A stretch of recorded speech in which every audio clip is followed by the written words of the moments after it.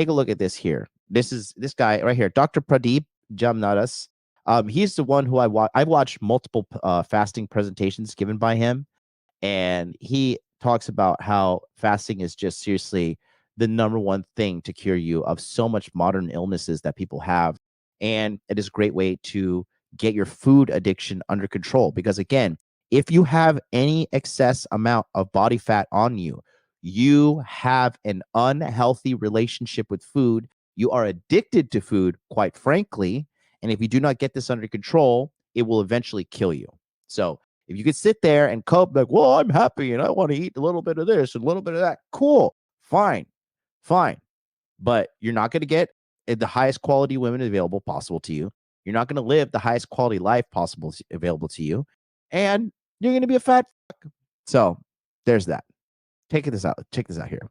You have tremendous cravings for the food, and you have cravings for certain activities. You can't function. You have no willpower. You may feel awful. You feel terrible. You get headaches. You get chills. You get mental fog, disorientation, sweating, anxiety, poor performance, irritability, and depression. You go and grab something. You feel so much better. And then you start feeling guilty. But yeah, like when people tell me like I get a headache when I don't eat, or I get angry when I don't eat, or I get emotional. I'm like, dude, you sound like a fucking junkie.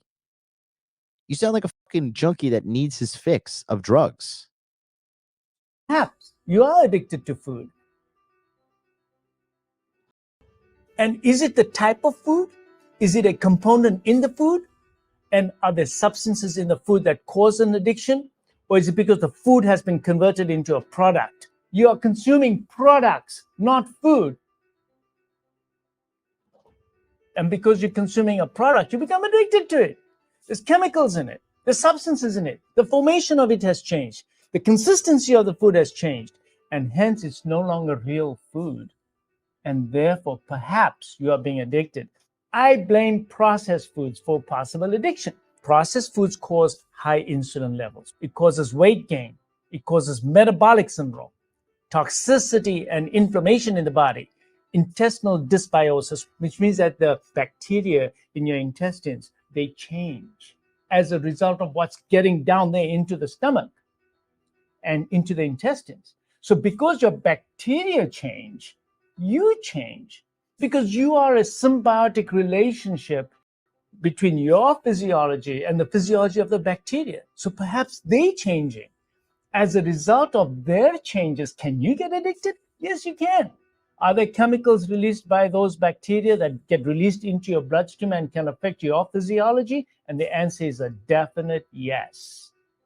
Because remember that almost 50% of the micronutrients that are floating around in your body have been either manipulated or produced by the bacteria in your gut, and then it gets into your bloodstream. So don't think that your physiology is just your physiology. It's your physiology is a sum total of yours plus all the physiology of the bacteria and everything that it's doing. You're a symbiotic relationship. So that's very important. And could addiction cause behavioral disorders? Of course it does. You know, and in addition to that, right? So there's so much misinformation. It blows my mind, and I don't know what it is. It's fucking white people. It is white people in America. You guys need to get your shit together, okay? White people have the worst fucking eating habits, guys. If it comes in a box and it has a label, it's fucking sus. Okay? If you have to read a label on it, it's sus. Your grocery habits should be lean proteins at the top of the list. Top of the fucking list. Especially as a man. Lean proteins, steaks, chicken, okay? A little bit of salmon. The truth about fish is, you know, mercury levels are just, the ocean's quite frankly poisoned. And so mercury levels are through the roof if you eat too much fish. But ground beef, chicken, lean cuts of steak, okay, fish once in a while. You know, these things alone are totally satiating. Eggs, just get pasture raised eggs. Pasture raised means the chickens were allowed to like roam free and eat worms out of the floor and stuff. They're not corn fed bullshit. Those things right there, if those things are the core of your diet, your body fat's going to go down, and you're not going to feel hunger, right? Because Satiation is like feeling satisfied um when you are done eating, right? But the thing is, when you eat this highly processed shit, right? You eat all this, like you eat a bunch of pizza, you eat a bunch of pasta with tomato sauce on it.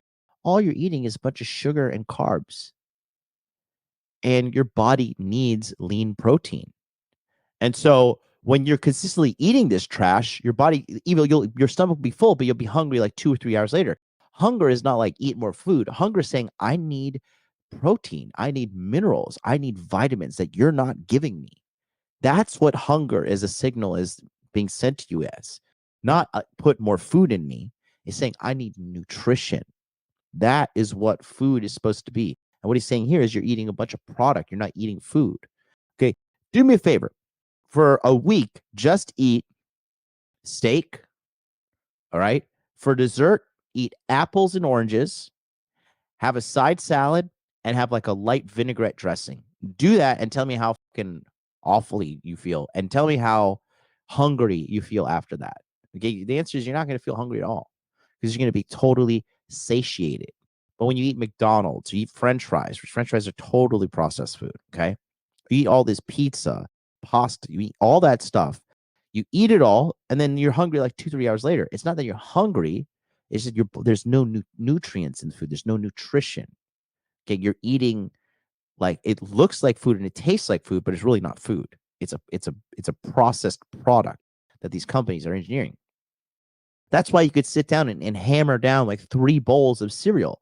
Because you think about what cereal is just sugar covered sugar. It's carbohydrates covered in sugar, washed down with milk. Okay. It's an addictive product. So let's continue here. Behavior changes when you're addicted. Just think about it. If someone is addicted to cocaine, for example, his entire behavior is going to change. There's going to be denial. He's going to be doing certain things that you would never expect him to do. He's going to be manipulative. If we do not lose weight, if we do not metabolically get back to the way we need to be, we are in deep trouble. What are processed foods? How do you define a processed food? This is of utmost importance. We should be telling this to all the children who are watching. Processed foods, they are not found in nature. So anything that's in a packet, a box, manufactured in a factory that comes ready-made, that's a product. Are you going to continue to consume products? Because if you do, there's a good chance you're going to get addicted. Combination of substances that are not found in nature.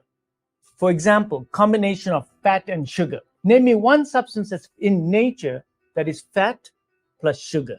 That actually blew my mind when I watched this part, because remember, there's only 4 types of calories in the planet. Okay, there are fat calories, which is butter, oils, and you should be staying away from seed oils, only eating healthy oils like olive oil, quite frankly. Butter, olive oil, beef tallow, those things are really good for you with using for cooking, right? Do stay the fuck away from margarine and spreads. When I say like vegan butter, I'm like, God, people are so fucking dumb. Vegan butter, you are literally just eating processed oil and you're clogging your arteries in the most permanent way. All right. The second type of calorie is carbohydrates, right? Which is just, y'all know what carbohydrates are. The third part is protein, which is, animal meat, meat tissue. And then the fourth one is alcohol. There are calories in alcohol, right? And so if you look at the combination though, you'll never find fat and sugar in nature. But when you eat a fucking Boston cream donut, right? I love Boston cream donuts. Don't get me wrong, those things are fucking delicious. But you're just eating fat and sugar in this fucking thing. And then spiking your insulin through the fucking roof, 0 protein in there. Quite frankly, almost 0% of value, other than like if you're going to store up your glycogen scores and go dump them later in the gym. It's so bad for you.